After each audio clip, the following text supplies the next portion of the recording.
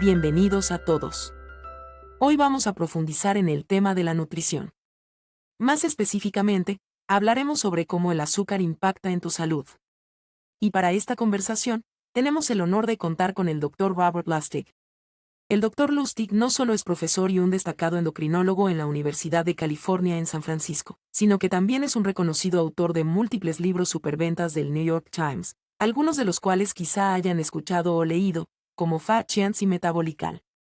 Además, y por suerte para nosotros, es un ferviente defensor de la salud pública.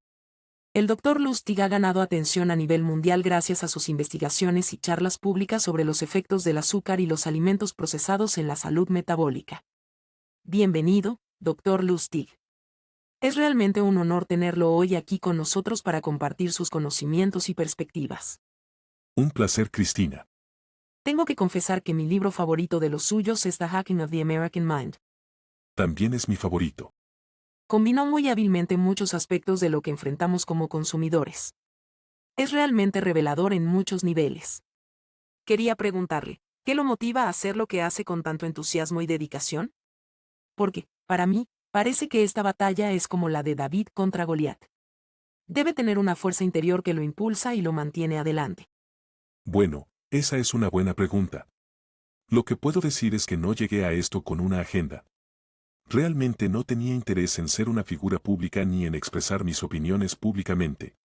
Mi trabajo era ser el mejor endocrinólogo pediátrico académico posible, básicamente mantener un perfil bajo, quedarme fuera del foco y solo publicar artículos científicos. Desafortunadamente para mí, los datos me llevaron en una dirección completamente diferente, porque lo que decían era que los conceptos generales sobre los que la ciencia y la sociedad estaban operando eran incorrectos. Básicamente, estábamos yendo por el camino equivocado. Una vez que vi los datos, fue como tragarme la píldora roja de The Matrix. Y así comencé a publicar y a explicarle al público, creo que estamos equivocados. Y eso hizo enojar a mucha gente. Entonces me di cuenta de que el motivo por el cual las personas estaban enojadas no era porque estuviera equivocado, sino porque había dinero involucrado. Y eso me llevó a empezar a mirar el lado oscuro de las corporaciones en Estados Unidos y de la sociedad. Y, bueno, aquí estoy ahora. Usted escribe muy cariñosamente sobre su madre en The Hacking of the American Mind y menciona que fue una inspiración para el libro. Me pregunto, ¿qué había en su vida que lo inspiró a escribirlo? Bueno, ella fue una inspiración, pero en realidad fue una inspiración negativa. Escribí el libro en parte porque intentaba entender por qué mi madre era como era. Ella era una persona muy infeliz y, bueno, me convirtió en una persona algo infeliz también. Parte de la razón del libro fue mi búsqueda por comprender la infelicidad de mi madre. Pasó la mayor parte de su vida tratando de manejar o superar su dolor y su infelicidad, y lo hizo a través de muchas sustancias y comportamientos dopaminérgicos. Y así llegué a comprender de qué se trata realmente la adicción. Básicamente, es una distracción del propio dolor y tristeza. Y cuando te das cuenta de eso, surge la pregunta, ¿cómo puedes ser feliz? Y la respuesta no está en nada que puedas comprar. Y, bueno, ahí nació el libro. Haces un gran trabajo al profundizar y definir tantos aspectos diferentes de lo que realmente controla todas esas emociones. Quiero hablar más sobre eso, pero antes de entrar en ese tema, quería comentar algo que encontré particularmente interesante sobre tu trayectoria. Y es que, después de obtener tu licenciatura en el MIT y tu título de médico en Cornell, decidiste que necesitabas un poco más. Para comprender las leyes que rodean la salud pública, decidiste ir a la Facultad de Derecho y obtuviste tu maestría en estudios legales. ¿Qué te motivó a hacerlo? ¿Fue provocado por la lucha con la industria alimentaria y la complejidad detrás de todo lo que enfrentamos? Sí. En 2007 di mi primera charla diciendo que el azúcar era un problema. Hasta ese momento, me había centrado en la obesidad y la insulina, siendo la insulina el problema que impulsaba el aumento de peso. Y luego la pregunta fue, bueno, está bien, si la insulina impulsa el aumento de peso, ¿qué impulsa a la insulina? Di una charla en los NIH en 2007, a principios de ese año. Estaban celebrando un simposio de gala por el centenario sobre salud pública y disruptores ambientales. Era un simposio de 2 días. El primer día fue sobre éxitos como el envenenamiento por plomo, la contaminación y el asma. Y el segundo día iba a tratar sobre desafíos. La mañana se centraría en la obesidad y el síndrome metabólico, y la tarde en el TDA y el autismo. Me pidieron que diera una charla sobre lo que yo pensaba que era el mayor contribuyente ambiental a la obesidad y la diabetes. Ese era mi encargo. Tenía media hora. Entonces, me senté a preparar la charla. Estoy seguro de que pensaron que iba a elegir algún químico en el medio ambiente como BPA, talatos o FAS, algo identificable como un químico ambiental, un disruptor endocrino. Y dije, sí, tal vez. Pero hay algo más grande en juego aquí. Me dije a mí mismo, mira, soy pediatra. Hoy los niños tienen enfermedades que nunca antes habían tenido. La diabetes tipo 2 y la enfermedad del hígado graso eran enfermedades que no se veían en niños. Y ahora, el 25% de los niños, no solo los obesos, tienen enfermedad hepática. Y un tercio de todos los nuevos diagnósticos de diabetes en niños son tipo 2. Esto era inaudito cuando yo era residente. Ha sucedido durante mi tiempo. ¿Qué podría explicarlo? ¿A qué están expuestos los niños que podría explicar esto? Esas dos enfermedades son las enfermedades del alcohol. Hice eso porque he cuidado a suficientes alcohólicos cuando era estudiante de medicina. Nunca veías enfermedad del hígado graso en nadie a menos que fuera alcohólico. Pero ahora, los niños no beben alcohol. Entonces, ¿hay algo a lo que estén expuestos que se parezca al alcohol? Abrí mi libro de bioquímica de hace unos 30 años y fui a la página del alcohol. Bien, ahí está el metabolismo del alcohol. Luego pasé la página y ahí estaba el metabolismo de la fructosa, la molécula dulce del azúcar. Y pensé, wow, eso es extraño. Déjame empezar a comparar estas cosas. Y comencé a observar las similitudes y diferencias entre el metabolismo del alcohol y el metabolismo de la fructosa. Y lo que llegué a entender fue que son exactamente lo mismo. Son exactamente lo mismo. El metabolismo bioquímico de la fructosa es equivalente al del alcohol. Y entonces me di cuenta de que, un momento, la fructosa es el alcohol del niño.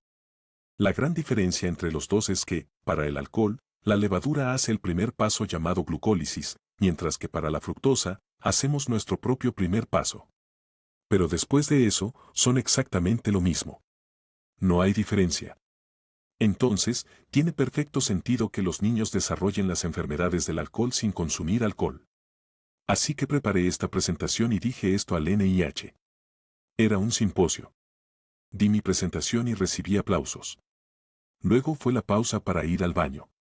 Estaba parado en el podio respondiendo preguntas y la gente no regresaba. Entonces me di cuenta de que tenía que ir al baño. Fui al baño y había 40 toxicólogos ahí. Entré por la puerta y me atacaron. No me dejaban salir del baño, gritándome, Dios mío, tiene razón, tiene razón.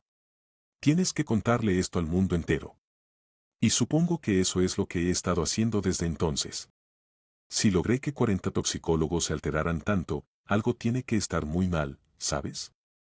Y la verdad es que, una vez que dije esto, la gente comenzó a analizar este problema con más atención y empezaron a hacer sus propios estudios. Tengo que decir que, en los últimos 15 años, desde 2007 u 2008, todos los datos han demostrado que este es el principal impulsor de la obesidad, el síndrome metabólico, la diabetes tipo 2, la enfermedad del hígado graso, el cáncer, la demencia, el síndrome de ovario poliquístico. Porque todas estas son enfermedades mitocondriales. Estas son enfermedades de mitocondrias defectuosas. Y resulta que la fructosa arruina tus mitocondrias. Entonces, quiero dar un paso atrás. Quiero asegurarme de que todos nuestros oyentes entiendan lo que estamos diciendo. Creo que no se trata de tu nivel de educación.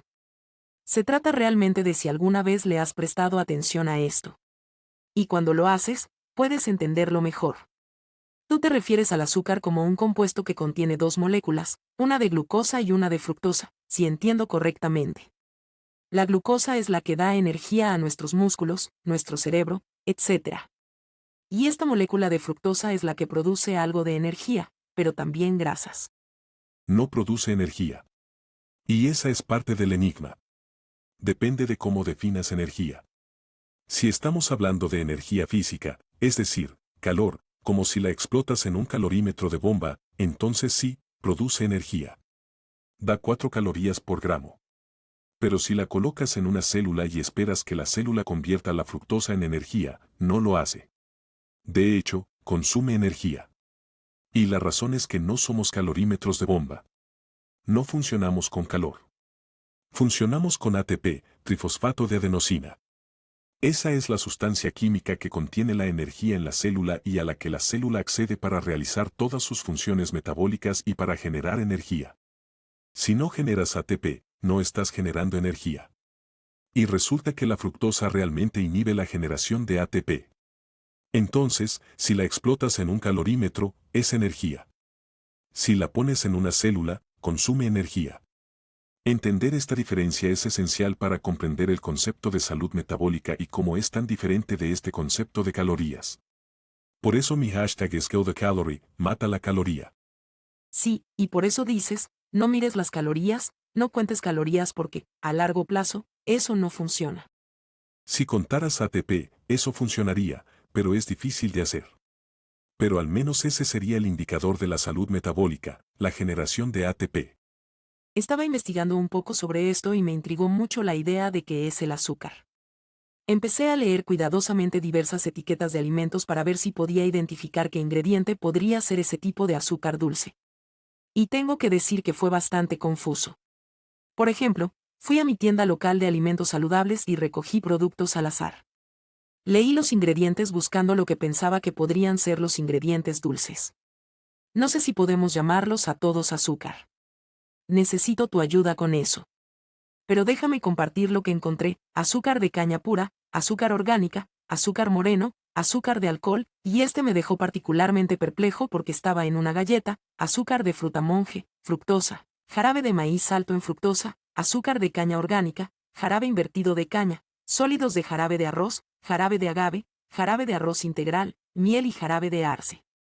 ¿Todos estos son iguales y se procesan y metabolizan igual?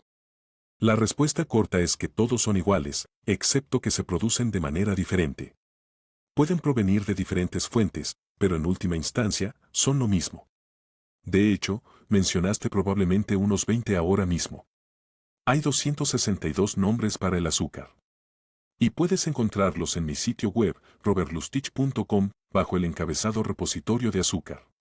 También están listados en el sitio web de mi colega, Wolfram Alderson, Hypoglycemia Support Foundation.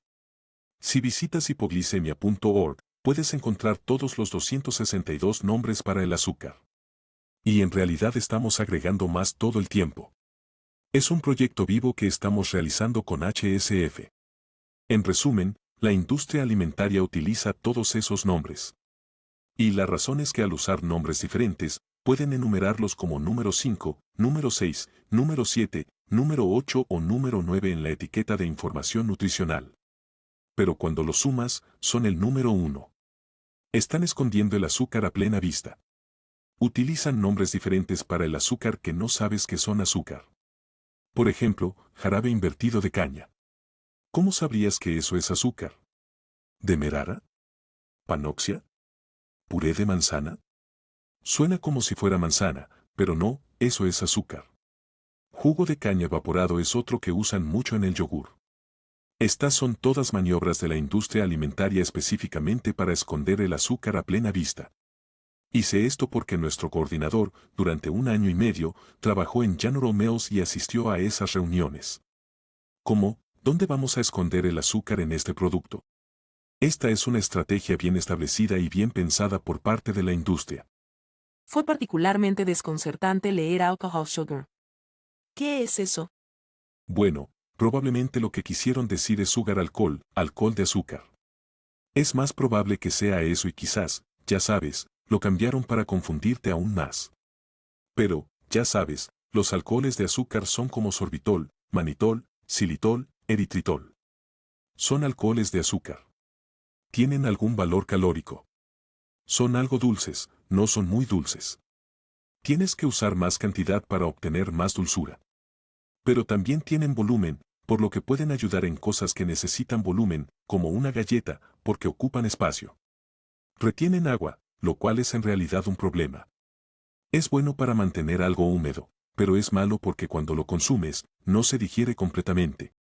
La razón es que la molécula de fructosa se metaboliza de manera completamente diferente a la molécula de glucosa. La molécula de glucosa se convierte en dióxido de carbono y ATP. La molécula de fructosa se convierte en grasa. Por lo tanto, son procesadas de manera diferente por el hígado y los músculos. Son la razón por la que tenemos enfermedad del hígado graso.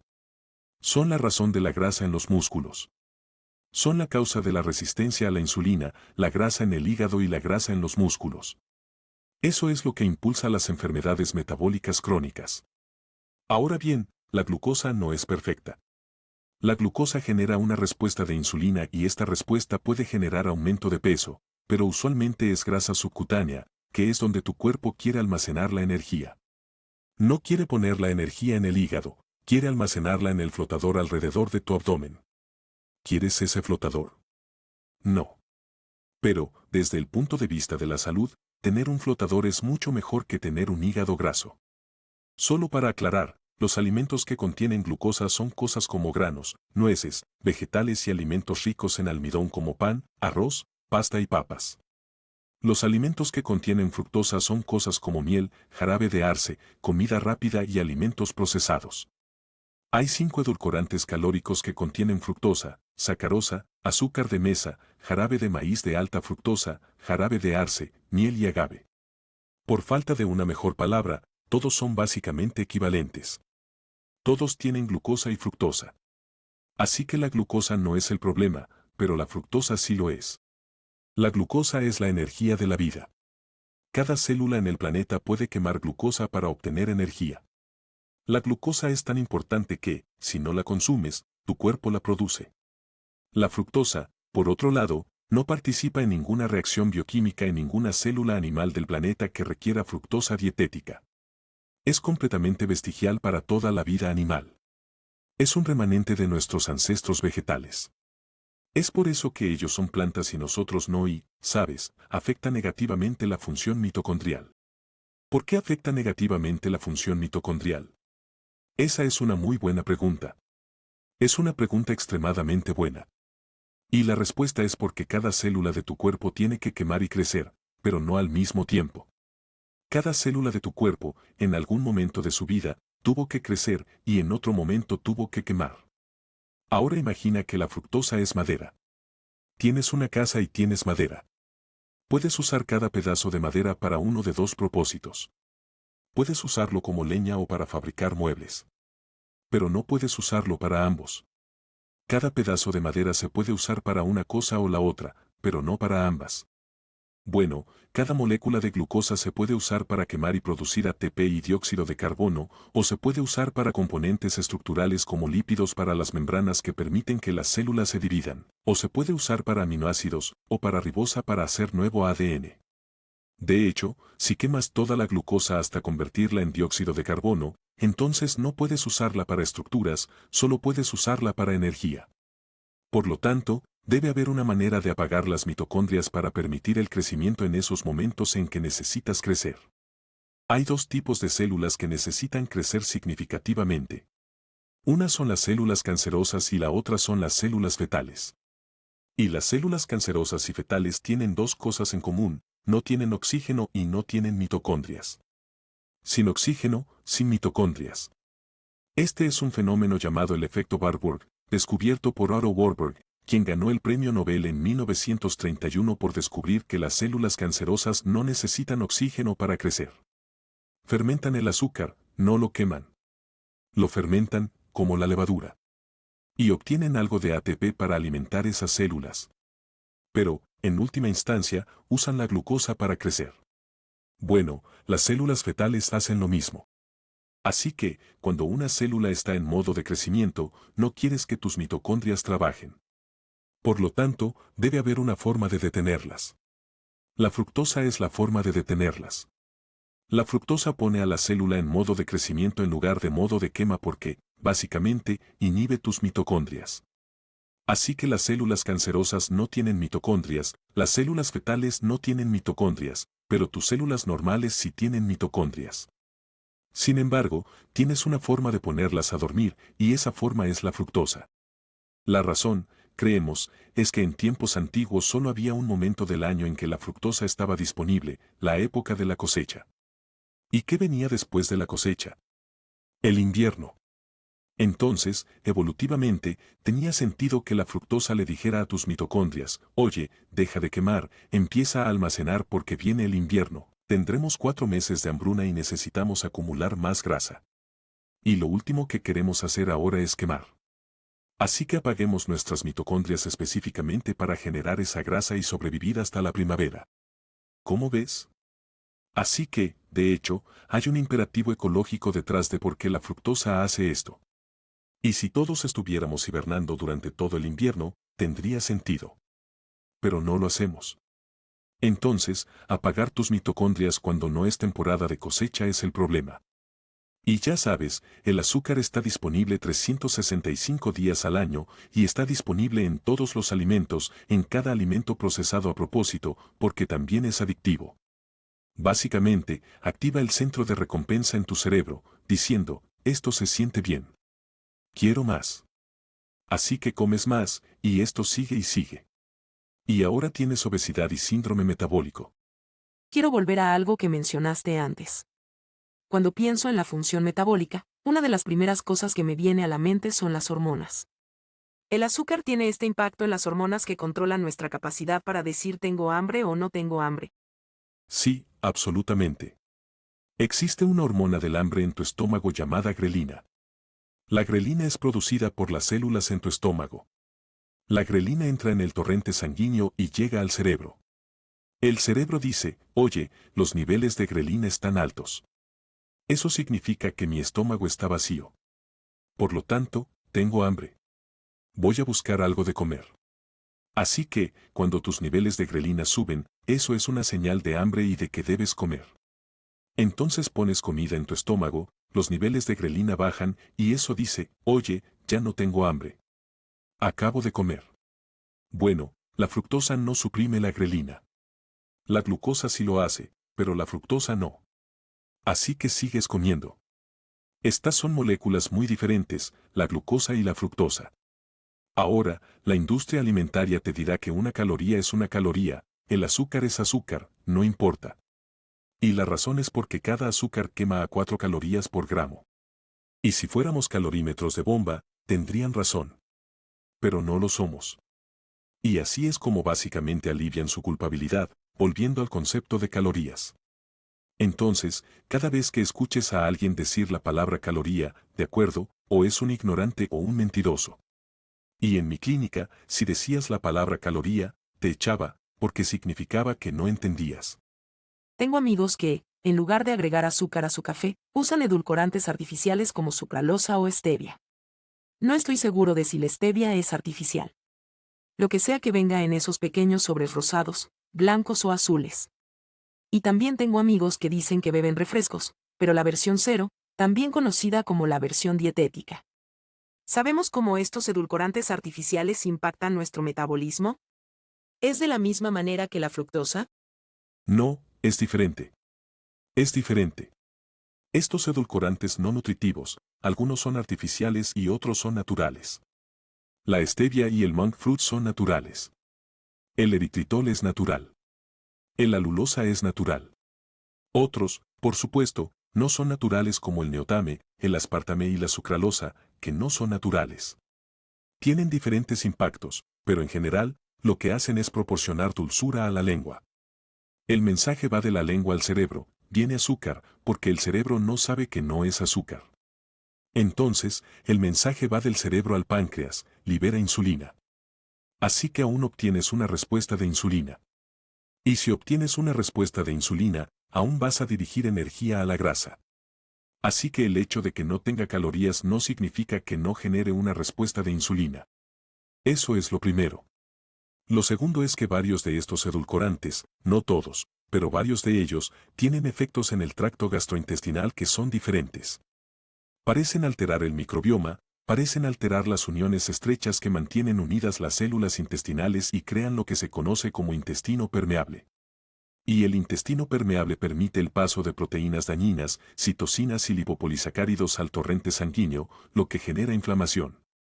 Así que esos edulcorantes artificiales están asociados con intolerancia a la glucosa y resistencia a la insulina, de todos modos, no relacionados con las calorías ni con la fructosa. Así que son diferentes, pero aún causan problemas. Un estudio publicado hace un par de años mostró que la toxicidad de una Coca-Cola equivale a la toxicidad de 2 Coca-Colas Light.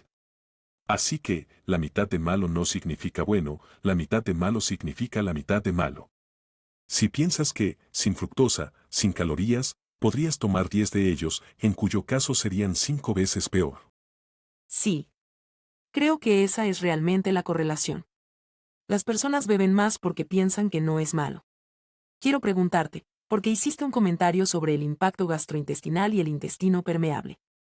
¿Está relacionado en absoluto con la enfermedad de Crohn? Bueno, interesante que preguntes. Hay un par de estudios que han salido recientemente y que analizan a pacientes con enfermedad de Crohn que han reducido su consumo de azúcar y sus síntomas han mejorado. De hecho, hay varias enfermedades autoinmunes donde, si reduces el azúcar, la gravedad de la enfermedad mejora, lupus, artritis reumatoide y varias otras. Entonces, la pregunta es, ¿por qué sería así? ¿Por qué reducir el azúcar en tu dieta influiría en la reducción de la gravedad de la enfermedad de Crohn? Bueno, Crohn es una enfermedad autoinmune, ya sabes, a nivel del tracto gastrointestinal. Lo que sabemos, y esto es complicado, pero déjame tratar de explicarlo, es que las células en tu intestino están unidas, ¿o qué? Forman una barrera. Y esta barrera tiene 3 partes. Tiene una barrera física, que es la capa de mucina. Tiene una barrera bioquímica, que son proteínas que mantienen las células juntas, llamadas uniones estrechas. Y finalmente, hay una barrera inmunológica llamada células Th17, que liberan una citoquina llamada I17. Así que esa es la barrera intestinal, porque el intestino, como sabes, es como una cloaca. Una cloaca es un tubo con ya sabes qué dentro. Bueno, eso es tu intestino, un tubo con ya sabes qué dentro. Pero se supone que debe permitir que ciertas cosas se absorban desde el intestino. Obviamente, es una barrera semipermeable. Y esas uniones estrechas están destinadas a evitar que las cosas malas entren en tu torrente sanguíneo y a mantener la basura en el lumen intestinal, donde pertenece. Bueno, esas uniones estrechas, una de ellas, por ejemplo, se llama sonulina. Y la sonulina es lo que falla en la enfermedad celíaca, se vuelve disfuncional en esta enfermedad. Resulta que esas uniones estrechas necesitan ATP para mantenerse fuertes y básicamente mantener la integridad del intestino. Bueno, la fructosa, esa molécula problemática de la que seguimos hablando, ni trata esas proteínas de unión estrecha y las hace menos efectivas. Así que, en lugar de estar cerradas, se separan. Cuando se separan, cosas pueden pasar del lumen al torrente sanguíneo. Y ahora tienes un fenómeno llamado intestino permeable. Esto se ha demostrado porque puedes medir las citoquinas y las endotoxinas del lumen intestinal en el torrente sanguíneo después de una comida alta en azúcar. Por lo tanto, creemos que el azúcar básicamente está envenenando ese intestino, permitiendo que la basura entre. Y cuando esa basura entra, genera un aumento en la respuesta inmune. Y, por ende, las enfermedades autoinmunes empeorarían, como el Crohn. Así que esa es una explicación larga, pero creemos que el problema de la salud intestinal es muy importante. Y pensamos que la fructosa es particularmente dañina cuando se trata de la salud intestinal. Quiero preguntarte, conozco a personas que, en lugar de contar calorías, practican el ayuno intermitente. Y luego he oído de personas que recurren a Ozempic, este medicamento para la diabetes también comercializado, que aparentemente ayuda con la pérdida de peso, para bajar algunos kilos. Como endocrinólogo, ¿qué opinas sobre este enfoque de usar Ozempic como medicamento para bajar de peso? Bueno, es complicado. Así que comencemos primero con el ayuno intermitente. ¿Funciona el ayuno intermitente? La respuesta es sí, para ciertas personas. La pregunta es, ¿quiénes son esas personas? Por lo que podemos decir, creemos que la razón por la que el ayuno intermitente funciona es porque le da al hígado una oportunidad de quemar la grasa que se ha acumulado. El ayuno intermitente parece ser bueno para personas con enfermedad del hígado graso e insulinoresistencia. Así que estoy a favor, ya sabes, para el paciente adecuado. Esto no va a ayudar a todos. No todos tienen hígado graso, pero el 45% de las personas sí. Ya sabes, el ayuno intermitente es una forma potencial de lidiar con eso. Y es bastante benigno. Así que, si puedes hacerlo y te ayuda, ya sabes, estoy a favor. Definitivamente no estoy en contra. Bien. Ahora, Ozempic y los análogos GLP-1 en general. Pregunta complicada. Y ya he hablado públicamente sobre esto. Hice un podcast con The Wall Street Journal sobre este tema hace un par de meses. Uso 3 sombreros. Y cómo me siento acerca de estos análogos depende de cuál sombrero esté usando.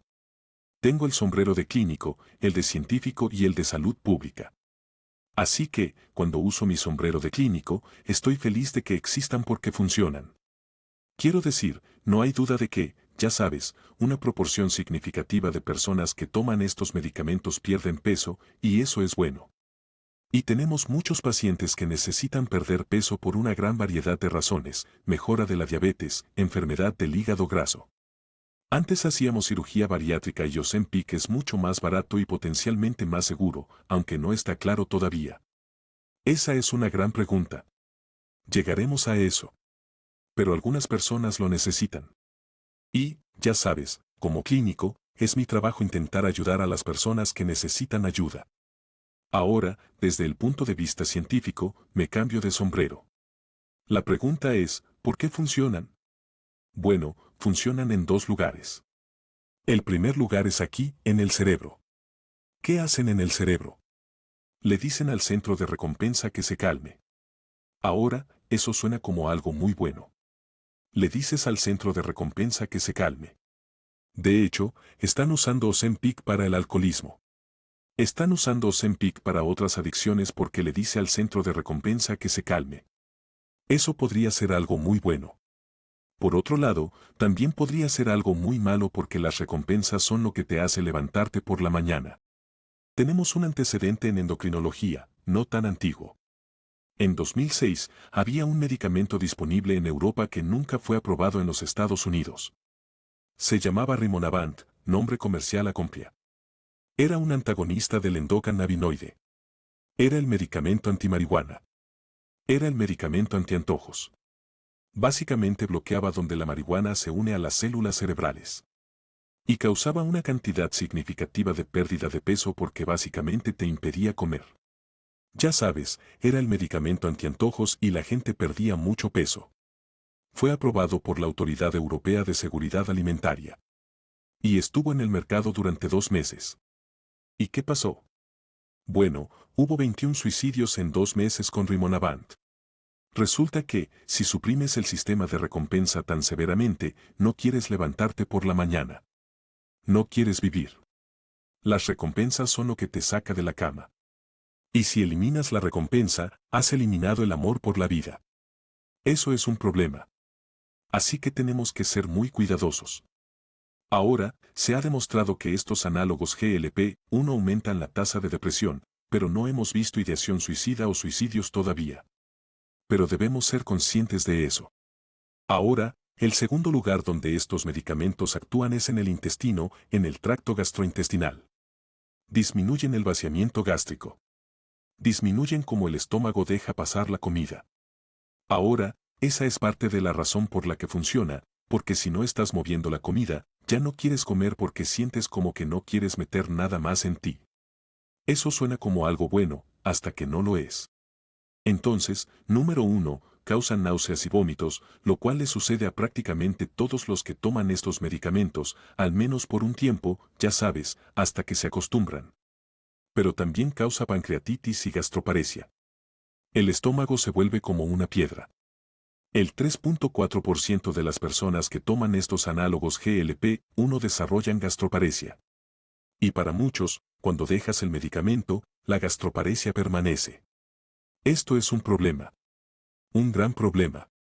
Y ahora hay demandas colectivas contra Novo Nordisk debido a la gastroparesia. Y por cierto, la gastroparesia no está incluida en la etiqueta de advertencia, lo que representa un gran problema. Segundo problema, pierdes peso. ¿Qué es ese peso? Bueno, es tanto músculo como grasa. Ahora, perder grasa es bueno, pero perder músculo no lo es. Pregúntale a cualquier ancianita que se fracture la cadera si desearía tener un poco más de músculo. De hecho, la pérdida de músculo está asociada con un aumento en la mortalidad. La sarcopenia es una de las características que indica un mayor riesgo de mortalidad y estás perdiendo músculo así como grasa. Bueno, ¿Qué más causa la pérdida de músculo y grasa? El hambre. Bueno, por eso funciona, porque estás pasando hambre, porque no puedes comer. Eso tiene sentido, lamentablemente, pero no de una manera positiva. Pero solo un tercio de los pacientes que toman estos medicamentos realmente pierden peso y un tercio de las personas que lo toman terminan dejándolo después de un mes, y el peso que perdieron regresa rápidamente porque en realidad no ha solucionado el problema. Solo lo has cubierto con un parche. Así que eso también es un problema. Hay algunos inconvenientes de estos medicamentos de los cuales la gente no está hablando. Y por último, mi tercer sombrero, el sombrero de salud pública. Estos medicamentos inducen una pérdida de peso de entre el 16% y el 20%. Está bien, eso es bueno. Pero cuesta $1,300 americanos al mes. Ahora, si todos en América que calificarían para un análogo de GLP-1 lo consiguieran, eso costaría $2.1 billones americanos al sistema de salud por una pérdida de peso del 16 al 20%. Ese es un gran número. Cuando consideras que el presupuesto de atención médica es de $4.1 billones americanos, $2.1 billones americanos es más del 50% de recargo sobre lo que ya estamos pagando y ni siquiera podemos permitirnos eso. Por el contrario, y esta es la parte importante, si simplemente lográramos reducir el consumo de azúcar agregado en este país a los niveles recomendados por el USDA, podríamos tener una pérdida de peso del 29%, no del 16 al 20, sino del 29%. Y en lugar de costar $2.1 billones americanos, podríamos ahorrar $3 americanos billones. Así que eso es un cambio de $5.1 billones americanos para una mejor pérdida de peso y sin efectos secundarios. Entonces, ¿cuál de los dos tiene más sentido para ti? Entonces, ¿por qué crees que no se hace? ¿Por qué lo crees? Bueno, eso es fácil. ¿Es la industria alimentaria y la cantidad de dinero que ganan? Ahí tienes. No tengo nada más que decir. Es autoexplicativo. Quiero volver a eso, pero quiero hacer otra pregunta porque leí un poco sobre esto en algunos de tus escritos. Quiero hablar sobre el azúcar y el TDA, el trastorno por déficit de atención e hiperactividad.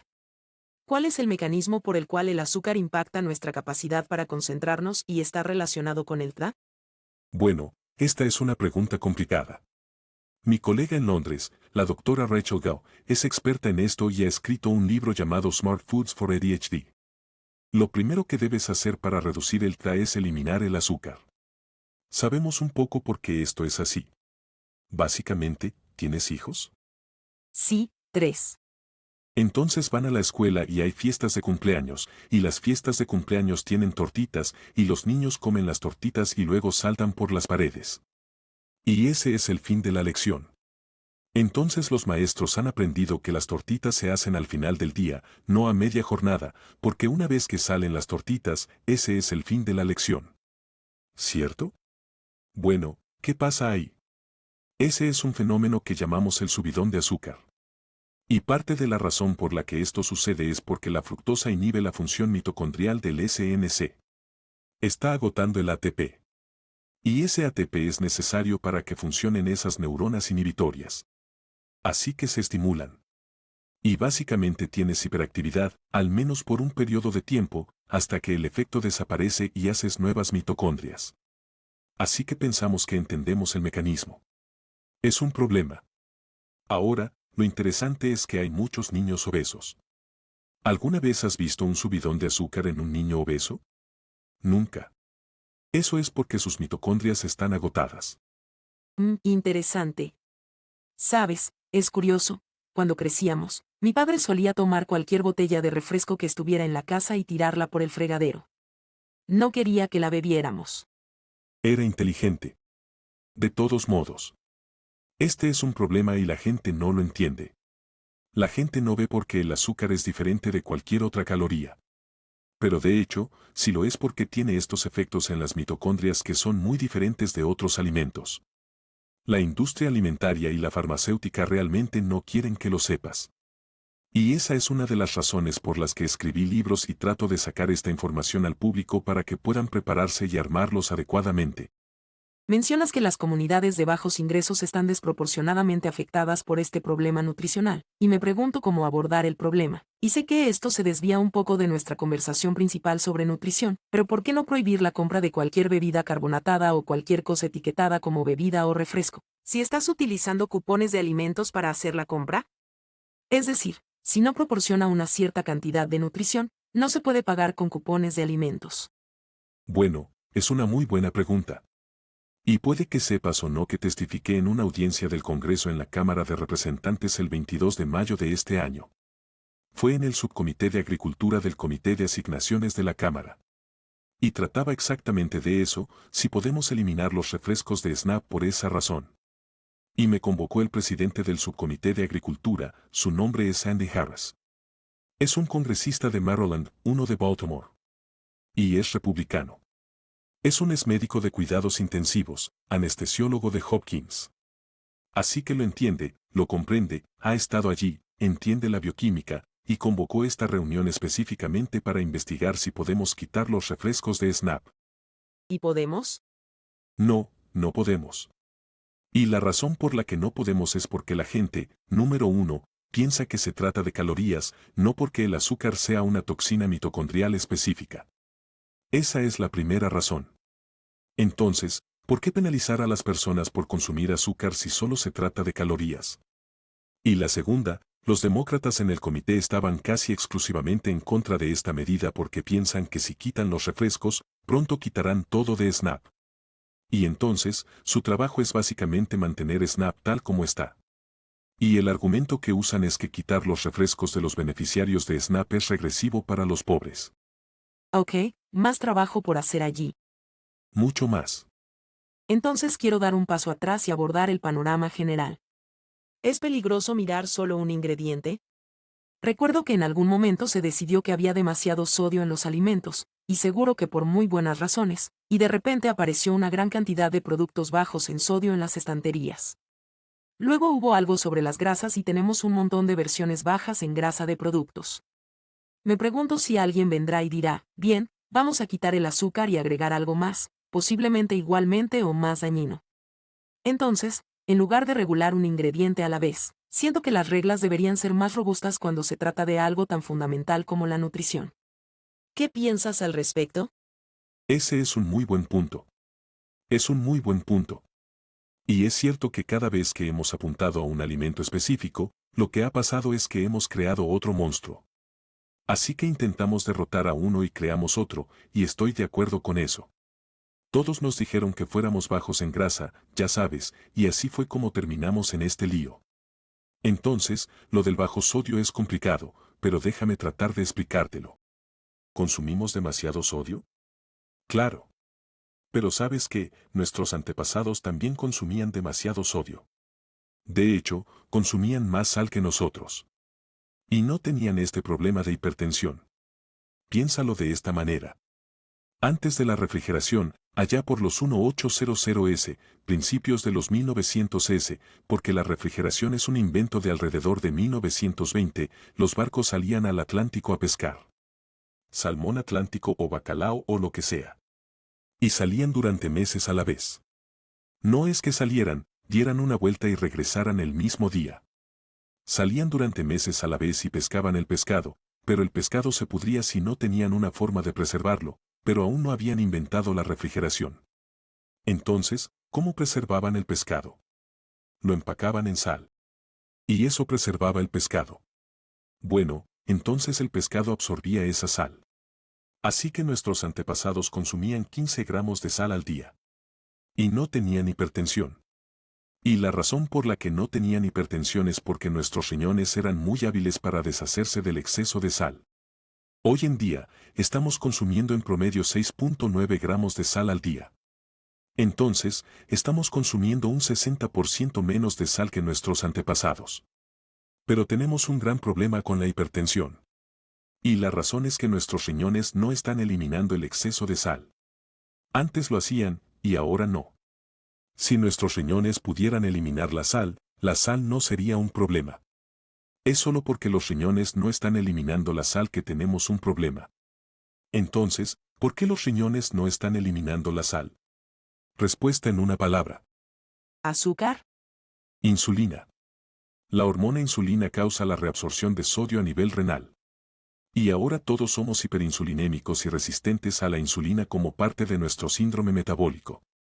Y debido a que somos hiperinsulinémicos, esa cantidad de sal que estamos consumiendo ahora es demasiado para nuestros riñones porque la insulina en realidad está haciendo que la sal sea reabsorbida. Entonces, la pregunta es, ¿podemos reducir la insulina? La respuesta es, ¿cómo reduces la insulina? Elimina el azúcar. Resulta que, cuando analizas los metaanálisis, la reducción del azúcar en realidad tiene un papel más importante en la reducción de la presión arterial que la reducción de sal. Eso es muy interesante. No creo que la gente lo sepa. Bueno, lo sé, por eso tengo trabajo. Hay mucho trabajo por hacer ahí. Bueno, estoy haciendo lo mejor que puedo. Seré muy honesto contigo. Justo este fin de semana pasado, básicamente tuve que regañar a un colega por este tema exacto. No mencionaré quién fue, pero fue bastante contundente. Fue en privado. Dejé muy claro a este colega que él era parte del problema, no de la solución. Bueno, es interesante porque eso exacerba el problema. Si tenemos, a falta de un mejor término, personas de autoridad en el campo que confunden la información o la desinformación, me atrevo a decir, se vuelve muy difícil para los consumidores saber qué es correcto, qué está mal y a quién deberían seguir. Estoy completamente de acuerdo. Es un gran problema. Y, sabes, es aún más problemático en este mundo de la posverdad. ¿A quién crees? Y lo entiendo, he visto cómo se desmorona la confianza en estos últimos 10 años, y es muy inquietante. Y hay personas que no me creen, y lo único que puedo decir es que tengo la ciencia, y enfrentaré mi ciencia contra la de cualquiera. Ahora, si no quieres creer en la ciencia, y tenemos muchas personas que no quieren creer en la ciencia en este momento. Eso es un problema. Es un problema. Entonces, quiero hacerte una pregunta, dado que has investigado y escrito extensamente sobre este tema durante muchos años. Si te dieran el poder y los medios para hacer un cambio que impacte permanentemente la nutrición de los consumidores, ¿qué cambio harías? Lo he dicho antes. 1. Si pudiera agitar una varita mágica y hacer que se mantenga. Lo que haría sería eliminar todos los subsidios alimentarios, absolutamente todos. Todos los subsidios alimentarios, porque los subsidios alimentarios distorsionan el mercado. Deja que el mercado funcione. Incluso los libertarios pueden estar de acuerdo con eso. La realidad es que tenemos un sistema alimentario muy desordenado debido a los subsidios. Porque los productores de alimentos ultraprocesados básicamente reciben más dinero para proporcionarnos comida basura.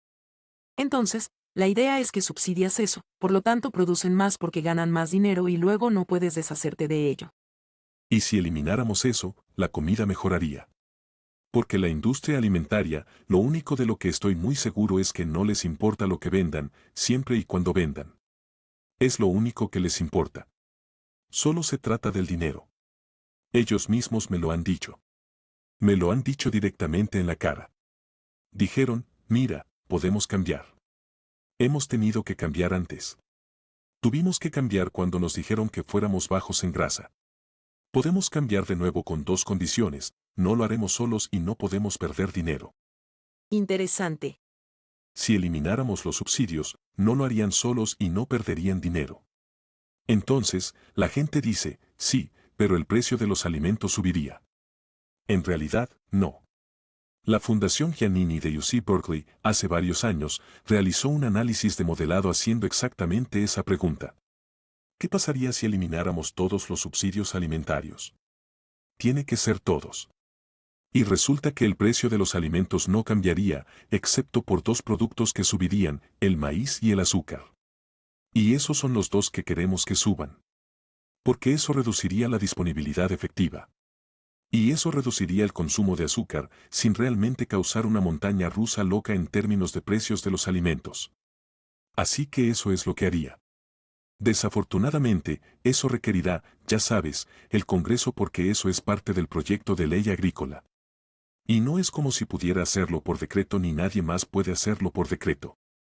Es interesante porque creo que los humanos tienen un deseo innato de autonomía y la ilusión de control de elección. Parece que el contexto. Es solo una ilusión.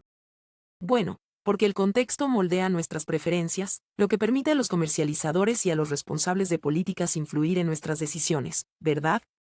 Al moldear el contexto en el que se nos dan esas opciones. Me di cuenta de que hablas de esta idea de marketing y propaganda en tu libro Hacking of the American Mind. Mi pregunta es, ¿crees que nosotros, como consumidores, tenemos una cierta responsabilidad de educarnos, de intentar entender el contexto de nuestras elecciones y aprender cómo podemos ser parte de la solución para no ser engañados? Bueno, por supuesto que sí. Absolutamente. ¿Por qué crees que escribo libros? Para empoderar al consumidor para hacer exactamente eso. Y algunos lo hacen, otros no, y algunos no pueden. La pregunta es, los que no lo hacen y los que no pueden, ¿qué van a hacer? Todavía necesitan ayuda. Todavía son parte del sistema. Todavía son lo que está impulsando los costos del sistema de salud por las nubes. Decirle al público, por tu cuenta, edúcate y buena suerte con eso, simplemente no funciona. Es un problema de salud pública y necesita una solución de salud pública, ¿verdad? Sí, estoy de acuerdo con eso. No creo que sea responsabilidad personal. Creo que proporcionar cosas como lo que tú haces y tal vez estos podcasts y cosas así para que la gente pueda obtener la información es muy útil.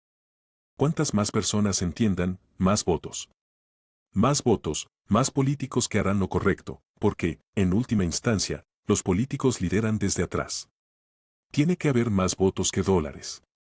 Así que tienes que educar al público para obtener esos votos. Quiero preguntarte acerca de las 4 Cs. Describiste el camino hacia la satisfacción como las 4 Cs. ¿Puedes decirles a nuestros oyentes cuáles son las 4 Cs que conducen a una vida más feliz y saludable? ¿Y cuál es la ciencia que las respalda? De acuerdo. Eso es bastante información.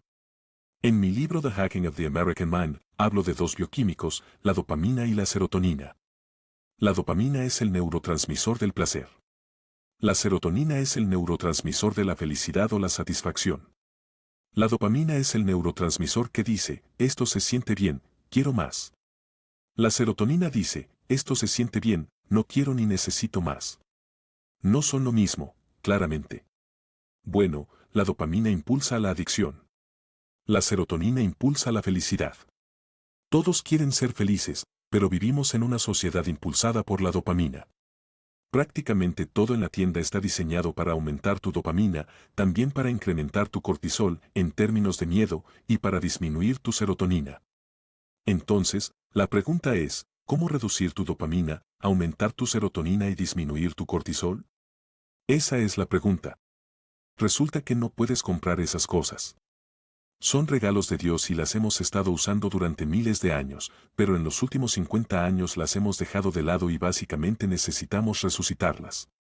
En el libro las llamo las 4 Cs, y son cosas que tu madre te enseñó pero que olvidaste mientras tomabas Coca-Cola y frappuccinos de Starbucks.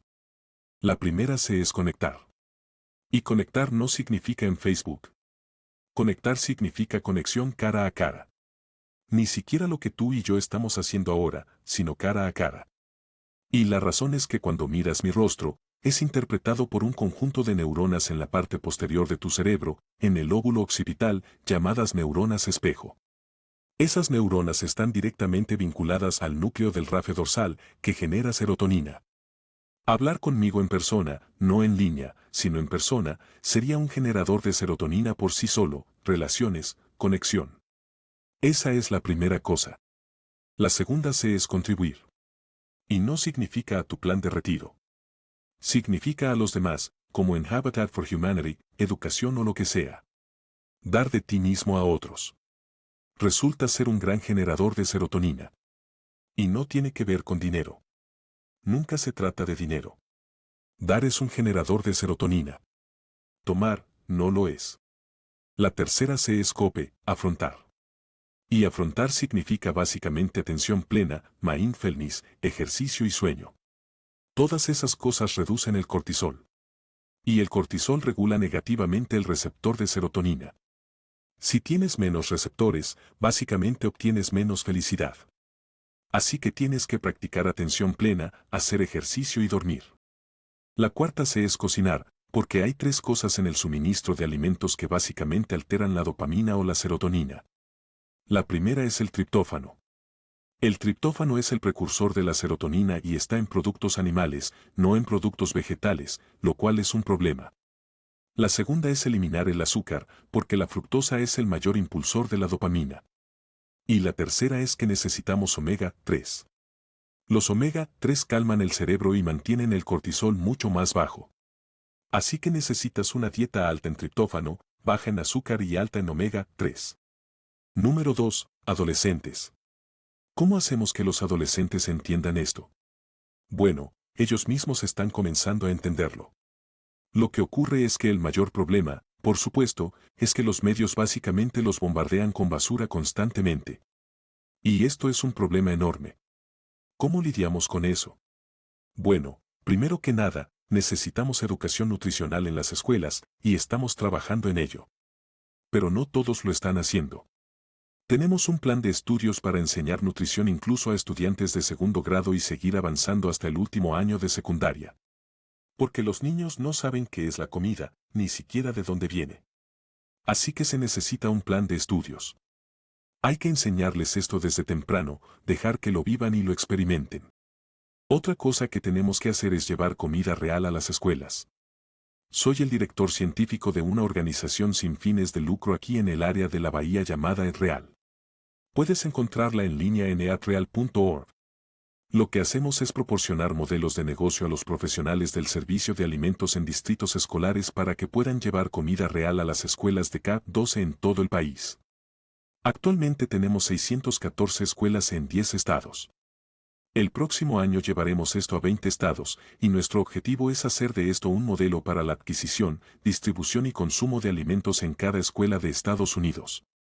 Después de todo, ¿cuál es la franquicia de comida rápida más grande de Estados Unidos? Las escuelas públicas de la nación. Si pudiéramos llevar comida real a las escuelas, podríamos revertir esta epidemia de obesidad infantil. Ahora hay granjas escolares y programas de aprendizaje culinario dentro de las escuelas, en las cafeterías. Estas son herramientas que ayudan a educar a la próxima generación de formas valiosas.